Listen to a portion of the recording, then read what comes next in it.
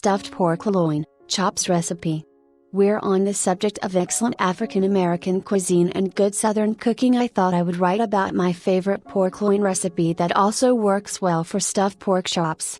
Ingredients: 1 cup cheese, 1 cup bacon, 1 cup sausage, 5 cups dried bread, 1/2 cup water, 2 teaspoons oregano, 1 tablespoon sage, 1 sprig rosemary broken up and sprinkled throughout, or about 1 teaspoon, salt and pepper to taste, 1 pork loin, any size, or 4 pork chops.